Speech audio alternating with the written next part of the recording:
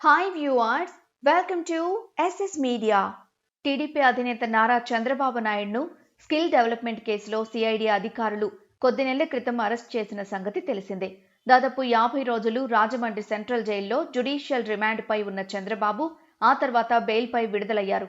ఈ క్రమంలోనే తన అరెస్టు సమయంలో సెక్షన్ 17A పాటించలేదని తన ఎఫ్ఐఆర్ను క్వాష్ చేయాలని చంద్రబాబు సుప్రీంకోర్టును ఆశ్రయించారు.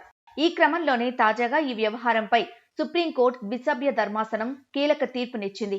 స్కిల్ డెవలప్మెంట్ స్కామ్ కేసులో వేసిన క్వాష్ పిటిషన్పై ప్రతికూలంగా ఒకరు, అనుకూలంగా ఒకరు అభిప్రాయం వ్యక్తం చేశారు. జస్టిస్ అనిరుద్ బోస్, బేలా త్రివేది ధర్మాసనం దీనిపై తీర్పు వెలువరించింది. ఈ కేసును విడివిడిగా తీర్పు చదివారు. 17A నిబంధన చంద్రబాబు నాయుడుకు వర్తించదని తెలిపింది.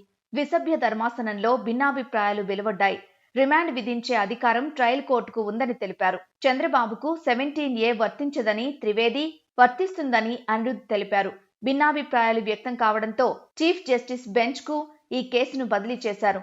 సుప్రీంకోర్టు ధర్మాసనం మరొక బెంచ్కు ఈ కేసును బదిలీ చేసే అవకాశం ఉంది. దీనిపై మళ్లీ విచారణ జరిగి తీర్పు వెలువడడానికి మరికొంత సమయం పడుతుంది. అయితే ఈలోపు మళ్లీ చంద్రబాబు అరెస్టు కావడం ఖాయమంటున్నారు న్యాయ నిపుణులు.